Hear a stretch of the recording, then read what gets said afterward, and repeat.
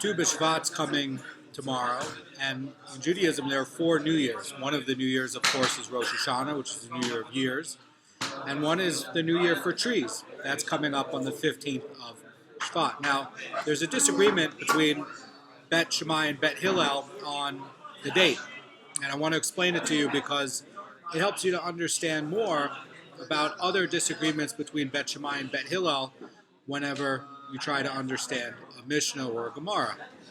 So you can find this in Rosh Hashanah, which deals with New Year's, in chapter 1, Halacha 2. It's the Mishnah over there.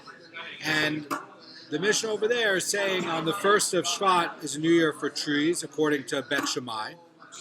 And Beit Hillel says it's on the 15th of Shvat. Now, the Ritva in his commentary on this in page 12 in the Bavli explains that this is D'oraita. And in fact, the Yerushalmi goes and shows how we know that this is actually in the Torah itself about a New Year for trees. Gives you the verses, breaks down the explanation. Yerushalmi and Bavli both do the same thing, both agree. But the Ritva comes along and says that the exact date was left for the sages to determine, and they did. Just a disagreement on exactly which date it would be. The logic of the Bavli is to say, when is the sap generated from the tree? That's going to be the position of Beit Shammai. In other words, this is going to say that the sap is now at the root of the tree. Before it was dormant, and you need sap in order to sustain leaves and get everything going, and that is going to come on the 1st of Shvat. In other words, and in fact, that's when the sap starts to come and emerge into the tree. And that in potential now is the start of when the tree is going to be viable for producing into the next year. Now, Tu B'Shvat is important Shvat is important because this is going to be when you determine Orlah. All the fruit before a 4th year is going to be forbidden, and you can use the fruit after the 4th year, after you take it to Jerusalem and sanctify it. So they're saying in Beit Shammai, in potential,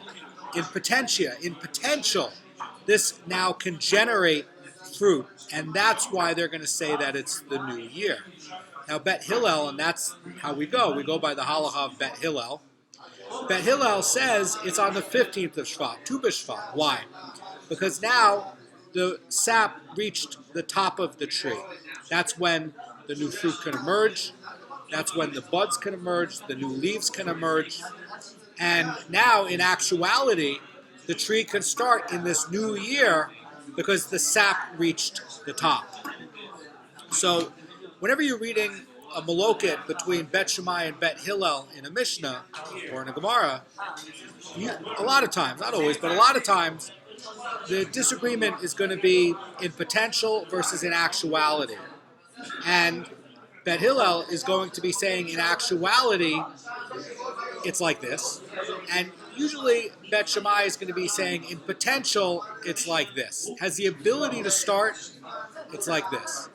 And Beit Hillel says, no, in actuality, this is what it is. And so that's going to be a way to determine Beit Shammai and Beit Hillel. So it's very important for every Jewish man to study some Mishnah every day.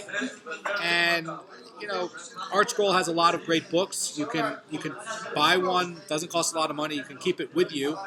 And whenever you're sort of in traffic or doing something, you can look at a Mishnah or two and start to look at it. And then when you see a disagreement between Beit Shammai and Beit Hillel, you can start to use this to understand, a way to understand how do we read this? Where did I get this from? I got this from my Rosh Yeshiva, Rabbi Horowitz, who got it from his teacher. Have a great day and a great Tu B'Shvat.